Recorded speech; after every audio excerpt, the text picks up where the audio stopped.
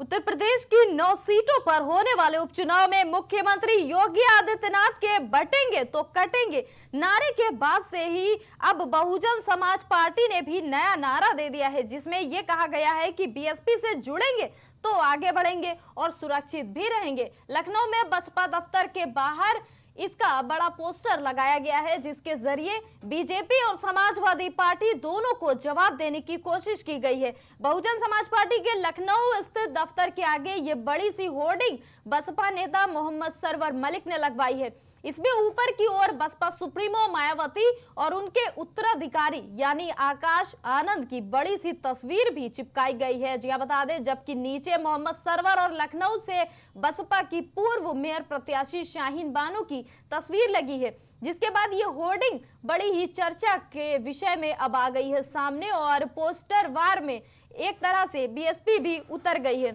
और खबर पर अधिक जानकारी के साथ संवाददाता राजेश हमारे साथ जुड़ चुके हैं। राजेश, पोस्टर वार थमने का नाम नहीं ले रहा है, सपा लगातार पोस्टर वार कर रही है और अब बीएसपी भी इस जंग में कूद पड़ी है। क्या कहना चाहेंगे जिस तरह से नया पोस्टर लगा है? बिल्कुल जी, जिस तरीके से उत्तर प्रदेश की 9 सीटों पर लगातार अभी उपचुनाव होने वाला है सामने। अब उपचुनाव का डेट अपडेट भी है और उपचुनाव के लेकर सभी पार्टियों में बिल्कुल घमासान मच गई है। लेकिन घमासान के अलावा सभी पार्टियों में पोस्टर वार भी देखने के लिए मिल रहा है, क्योंकि सबसे पहले अगर बीजेपी की बात की जाए तो बीजेपी की तरफ से बटेंगे तो कटेंगे का पोस्टर लगा, जिसके बाद लगातार समाजवादी पार्टी की तरफ से तमाम उसके पलटवार में तमाम तरह के पोस्टर लगाए गए। लेकिन अब जब बीजेपी और समाजवादी पार्टी की लगातार पोस्टर वार की लड़ाई चल रही थी, जिसके बाद अब बसपा भी पोस्टर वार की लड़ाई में उतर चुकी है। तो बसपा के पार्टी कार्यालय पर, पार्टी मुख्यालय पर भी वहां पे पोस्टर लगाया गया कि बसपा से जुटेंगे तो जीतेंगे और उसके साथ साथ में उनका अधिकार भी मिलेगा। तो जाहिर सी बात है, जिस तरीके से बसपा के पार्टी कार्यालय पर होर्डिंग लगाई गई है, तो जाहिर सी बात है कि अब कहीं कहीं देखा जाए तो बसपा भी अब पोस्टर वार की लड़ाई में। उसके अलावा आपको बता दें कि बसपा के जो पूर्व मेयर प्रत्याशी थी, उनकी तरफ से होर्डिंग लगाई गई है। और सबसे बड़ी बात यह है कि अब होर्डिंग लगाने का जो सिलसिला है, कहीं कहीं देखा जाए तो सभी पार्टियों का अब थमने का नाम नहीं ले रहा है।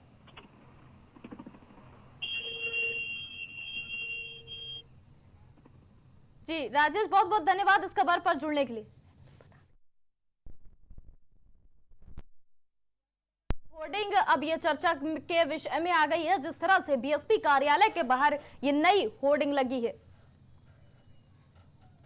तकरोही के सुग्गामऊ में डॉक्टर के क्लिनिक से दवा लेकर खाने के बाद ई रिक्शा ड्राइवर की तबीयत अचानक बिगड़ गई और मौत हो गई है। परिवार वाले उसे निजी अस्पताल लेकर गए थे। आपको बता दें कि जहां पर मौत हो गई है, गुस्साए परिवार वालों ने डॉक्टर पर लापरवाही का आरोप लगाते हुए सुग्गामऊ चौराहे के पास शव रखकर जमकर धरना प्रदर्शन किया है। बता दें कि रिक्शा ड्राइवर अरविंद रावत को केवल बुखार था। पत्नी मीरा के मुताबिक रविवार शाम अरविंद लोधी मार्केट स्थित क्लिनिक से दवा लेकर आए थे। उसे खाते ही अरविंद की तबीयत बिगड़ने लगी। पत्नी जब उसे अस्पताल लेकर पहुंची, जहां इलाज के दौरान अरविंद की मौत हो गई। इससे नाराज परिवार वाले और पड़ोसी शव लेकर डॉक्टर की क्लिनिक पहुंच गए और प्रदर्शन शुरू कर दिया। हंगामे की सूचना पर एसीपी अलीगंज ब्रज नारायण सिंह और इंस्पेक्टर इंदिरा नगर ने परिवार वालों को समझाने का प्रयास किया। वहीं मीरा ने डॉक्टर के खिलाफ कार्रवाई की मांग की है। परिवार में बेटा किशन, अर्पित और बेटी निहारिका है। अरविंद पर ही परिवार की सारी जिम्मेदारी थी। ऐसे में परिवार को आर्थिक मदद मिलनी चाहिए थी। एसीपी अलीगंज ब्रज नारायण ने बताया कि शव का पोस्टमार्टम कराया जाएगा, जिसके आधार पर आगे की कार्रवाई होगी।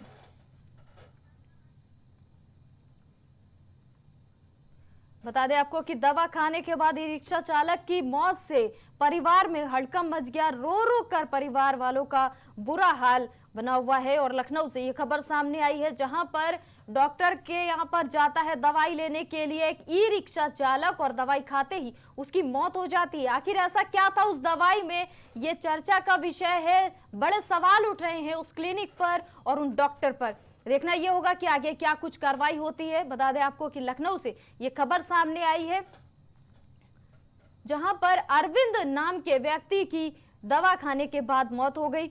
ये व्यक्ति ई रिक्शा चालक है और कुछ दिन से उस व्यक्ति को बुखार आ रहा था, जिसके चलते वो दवा लेने के लिए पहुंचा था और दवा खाते ही उसकी मौत हो गई। आपको बता दें कि मौत के बाद परिजनों ने जमकर हंगामा किया है। और खबर पर अधिक जानकारी के साथ संवाददाता उवैस हमारे साथ जुड़ चुके हैं। उवैस, देखिए, तकरोही के सुग्गामऊ से एक मामला सामने आया है, जहां पर एक ई रिक्शा चालक पहुंचा दवा लेने के लिए, जो कि बुखार से पीड़ित था, और दवा खाते ही उसकी मौत हो गई। आखिर ऐसा कैसे, क्या है आखिर पूरा मामला? देखिए, बिल्कुल आपको बता दें कि तमाम तरीके से जिस तरीके से डेंगू और मलेरिया का प्रकोप फैला हुआ है, उस तरीके से जो ई रिक्शा चालक था उसको जो है काफी दिनों से बुखार आ रहा था। और बुखार जब आ रहा था तो उसने काफी एक दो डॉक्टरों को दिखाया, उसके बाद लास्ट में एक डॉक्टर को जिसको दिखाया, उसके बाद जैसे ही उसने दवा खाई वैसे ही उसकी मौत हो गई। मौत साफ तौर पे जो परिवार वाले हैं उनका साफ तौर पे आरोप है कि ये जो इस डॉक्टर को दिखाया था, जो क्लिनिक डॉक्टर था, उसको निजी डॉक्टर को, उसको जो है जैसे ही उसने ऐसी दवा दी है उसके बाद उसको दवा खाने से उसकी मौत हो गई है। और उसके बाद जो परिवार वाले हैं, परिवार वालों में ने तकरोही पे हंगामा खड़ा कर दिया।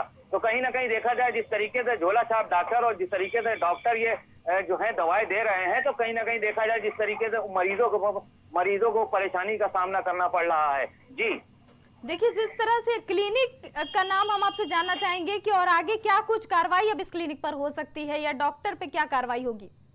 नहीं, देखिए, क्लिनिक पे कार्रवाई होना चाहिए, क्योंकि डॉक्टर पे भी कार्रवाई होना चाहिए, जांच का विषय है। और इसमें जो है सीएमओ ऑफिस से टीम गठित होना चाहिए, ताकि जो पीड़ित है, पीड़ित को इंसाफ मिल सके। अगर जो है टीम गठित, डॉक्टरों का एक पैनल की टीम गठित होगी और इसकी जांच होगी, तो डॉक्टर के खिलाफ कहीं ना कहीं कुछ ना कुछ सबूत जरूर मिलेंगे।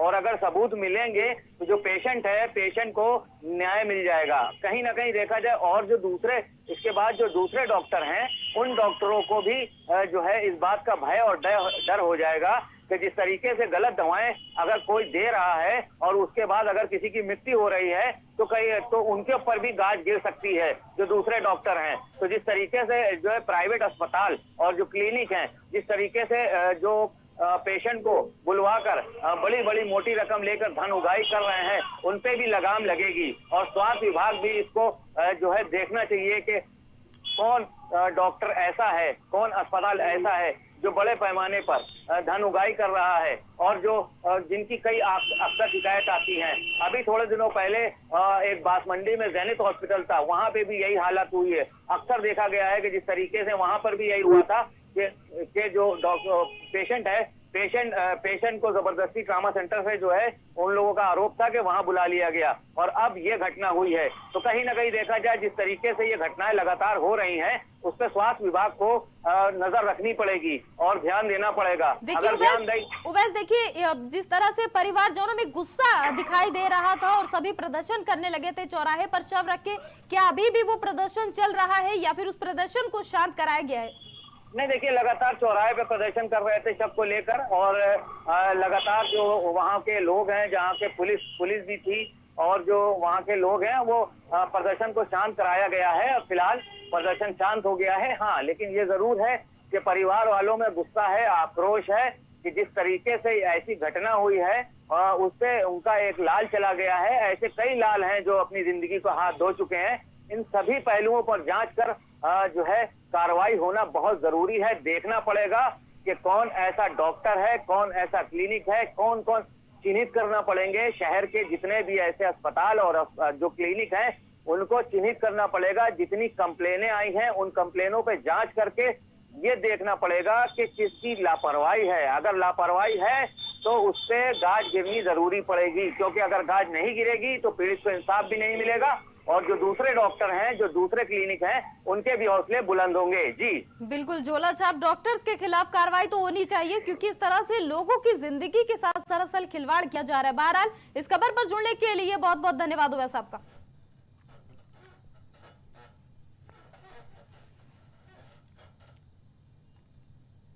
और अभी के लिए इतना ही। बाकी तमाम खबरों के लिए आप देखते रहिए प्राइम टीवी।